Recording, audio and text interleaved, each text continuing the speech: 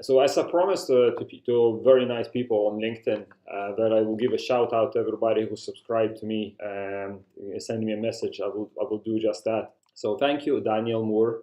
Thank you, Agustia Comaneci, and I apologize if I pronounce name incorrectly. Thank you, Chad Yusuf. Thank you, Ronan Pereira. Thank you, Mohamed Mansour. Thank you, Satish Poutu. Thank you, Sylvester Behemer. Thank you, Sabrina Ippoliti. Thank you, Sinem Tuncer. Thank you, Michael Cleary. Thank you, Dirk Stans. Thank you, Praveen George. Thank you, Kieran McColgan. Thank you, Sleep Thieves. And I think this is a band. You definitely should check them out on the social media, and I will include the link in the description. Thank you, Vali Patel. Thank you, Vespasian Rufus. Thank you, Elaine O'Sullivan.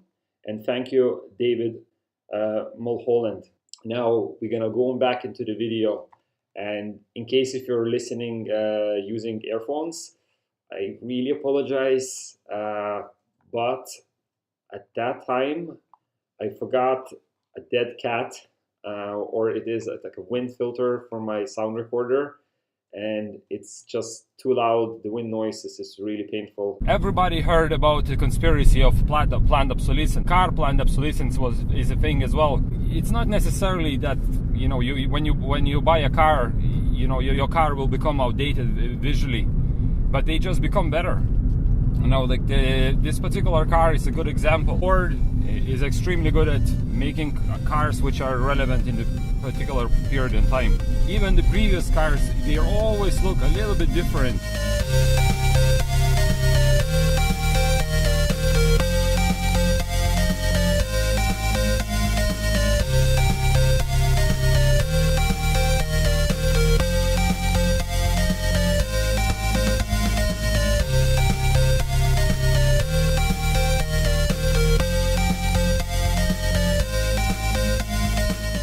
I am trying to do content about cars, and honestly, it sucked so far. There is so many things that need to be taken into consideration when doing something to do with cars that it nowhere compares to any other content. This little tiny car a little bit reminds you of Aston Martin, and I don't think that was accidental. This particular car has a petrol engine and automatic gearbox, and honestly, once I just took it off, I kind of was keeping a pedal on the heavy side. I am over 6 foot, and there's plenty of seating for me.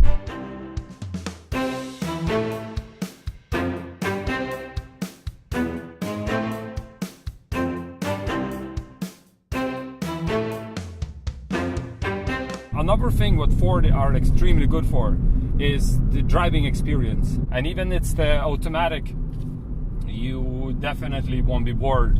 In reality, sports car is a sports car and daily driver is a daily driver. If you have automatic car in a city, it would be much easier, because if you're stuck in the traffic, all you have to do is just release the brake pedal. I'm 100% sure you can get the satellite navigation if you pay a little bit extra, and this is where actually the things about this car I don't necessarily like come in. You can connect your phone for a Bluetooth, for a hands-free speaking over your phone, but you cannot listen to the music even if your phone is connected. If you're going for a bigger car, you obviously will have more, because you have to find a reason how to differentiate between different models. The finish is good. The panel itself on the top is you can actually press it in. It's like rubberized plastic. One of the things which I don't necessarily like about this particular car is that fuel consumption is not that great.